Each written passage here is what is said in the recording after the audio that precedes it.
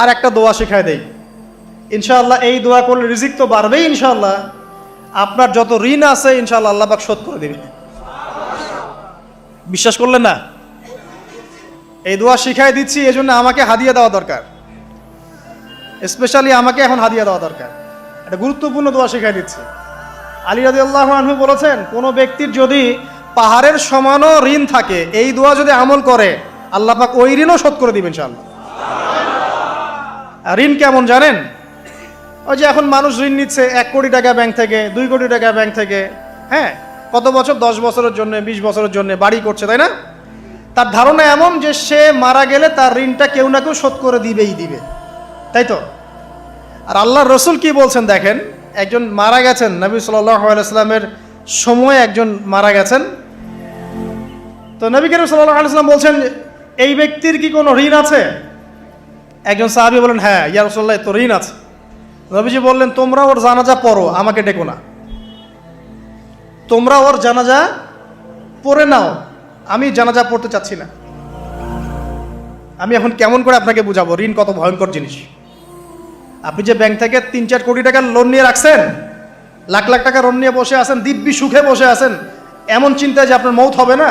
আর নবী সাল্লাল্লাহু আলাইহি ওয়াসাল্লামের সময়ে একজন মারা যাচ্ছেন, তিনি বলছেন তোমরা জানাজা পড়ে নাও, আমি জানাজা পড়তে চাচ্ছি না।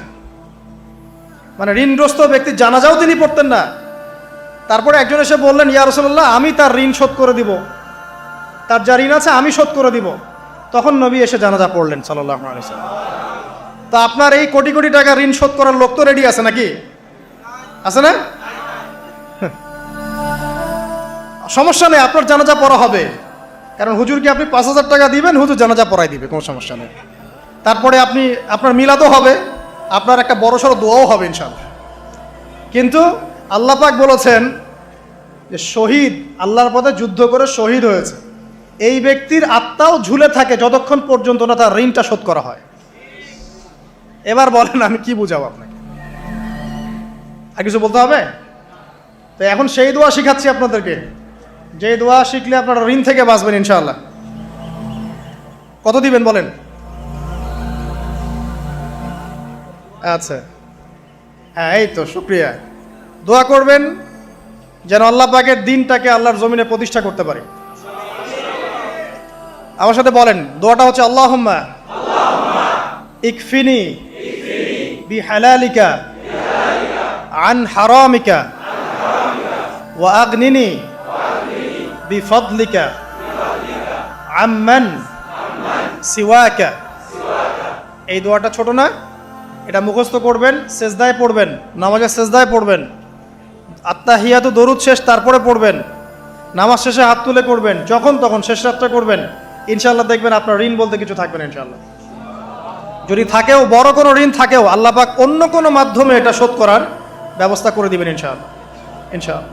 যে দারিদ্রতা দূর করতে চান, সচ্ছলতা চান, কয়েকটা কাজ করেন। এই যে বললাম, 1 নাম্বার সূরাতুল ওয়াকিয়া তেলাওয়াত করেন, 5 ওয়াক্ত নামাজ জামাতে পড়েন, ডেইলি কিছু সময়ের জন্য কোরআন তেলাওয়াত করেন, আর আল্লাহর কাছে রিজিক চান, জিকির বেশি বাড়ায় দেন। পারবেন না ইনশাআল্লাহ?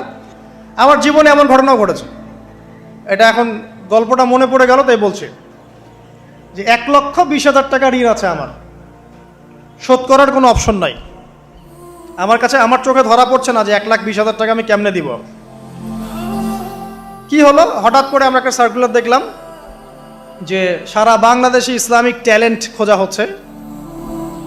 2000, এটা মনে হয় 17 কি 18 সালের কথা, হ্যাঁ 18 না, আচ্ছা 18। তো হ্যাঁ, আলোকিতকে। তো এখন আমার ওয়াইফ বলছেন যে আপনি এটাতে অ্যাপ্লাই করেন। তো আমি অ্যাপ্লাই করবো, এটা তো আলেম ওলামাদের প্ল্যাটফর্ম, আমি এখানে জেনারেল থেকে আসা মানুষ কেমন করে কি। তো সে বলছেন না, আপনি পারবেন ইনশাল্লাহ, আপনি পড়াশোনা করেন, ইনশাল্লাহ পারবেন। তো আমি দেখছি আগে প্রাইস কি আছে, কষ্ট তো করবো, আগে দেখি পুরস্কারটা কি। তো পুরস্কারটা দেখছি যে একটা ওমরা করাবে। ওমরা করা তো যে কারোর জন্য একটা মানে স্বপ্নের ব্যাপার না, ওমরা করা তো সবাই আমরা খুব পছন্দ করি। আল্লাহ পাক আমাদেরকে বেশি বেশি ওমরা করার তৌফিক দেখ। আর লেখা আছে যে ফার্স্ট প্রাইজ 3 লাখ টাকা, second prize 2 lakh, third prize হচ্ছে 1 লাখ টাকা। তো ছিল, আচ্ছা ঠিক আছে। তখন আমি একটা জবও করি, আমি কিন্তু চাকরিও করেছি এক সময়। তো এখন জব ছেড়ে দিলাম। জবে থাকলে আমার এখন পড়াশোনা হবে না। তারপর টানা 4 কি 5 মাস দৈনিক 10 থেকে 12 ঘন্টা করে পড়েছি। টানা 4 থেকে 5 মাস দৈনিক 10 থেকে 12 ঘন্টা, নাওয়া খাওয়া সব ওখানেই। আর যতটা সহজ মনে করছেন আসলে কিন্তু প্রতিযোগিতা অত সহজ নয়। আসলে যে কোনো জায়গা থেকে প্রশ্ন আসতে পারে, আকিদা, সিরাত, ইতিহাস, এটা ওইটা অনেক টপিক, প্রায় 36টা বিভাগ আছে। তো আলহামদুলিল্লাহ কীভাবে জানি আস্তে আস্তে উঠতে পারলাম। গিয়ে দেখলাম যে হ্যাঁ, টিভি রাউন্ডে চলে গেছি। আমি তেমন কিছুই করি নাই, আমি শুধু পরিশ্রম করেছি, আল্লাহর কাছে বেশি থেকে বেশি দোয়া করেছি যে আল্লাহ আমার ঋণ আছে, ঋণ শোধ করতে হবে একটা। এবং আমি চাচ্ছি যে এই প্রোগ্রামের মধ্য দিয়ে দিনের একটা বড় সার্কেল পাওয়া যায়, দিনী প্ল্যাটফর্ম পাওয়া যায়। তো আলহামদুলিল্লাহ আল্লাহ পাকের ইচ্ছায় সেখানে একটা ভালো রেজাল্ট হলো এবং সেখানে ওমরাও করা হলো আলহামদুলিল্লাহ। এবং ক্যাশ তারা খুব তাড়াতাড়ি দিয়ে দিয়েছে। আমি পুরো ক্যাশটা আগে পেয়েই আগে ঋণটা শোধ। এখন এই সময় কিন্তু আমি দোয়াটা করেছি, আল্লাহুম্মা কফিনি বিহালালিকা আন হারামিক ওয়া আগনিনি বিফাদলিকা আম্মান সিওয়াক। দেখেন, আমি কিন্তু জানতামও না এমন কোনো প্রতিযোগিতা হবে, আমি সেখানে পার্টিসিপেট করব, ওই ওসিলায় ওমরা করব, ওই ওসিলায় আবার ঋণও শোধ হবে, আমার কিন্তু মাথায় ছিল না। এটাই হচ্ছে আল্লাহ পাকের সেই আয়াত যে ওয়া মান ইয়াত্তাকিল্লাহ ইয়াজআল লাহু মাখরাজা। আল্লাহ পাককে যে ভয় করবে আল্লাহ পাক তার জন্য রাস্তা খুলে দিবেন ইনশাআল্লাহ। ওয়া ইয়ারযুকুহু মিন হাইসু লা ইয়াহতাসিব, এবং এমন উৎস থেকে আল্লাহ পাক রিজিক দিবেন যেটা সে কল্পনাও করতে পারে না। এটা আল্লাহ পাক তাওয়াক্কুল রাখেন জাস্ট।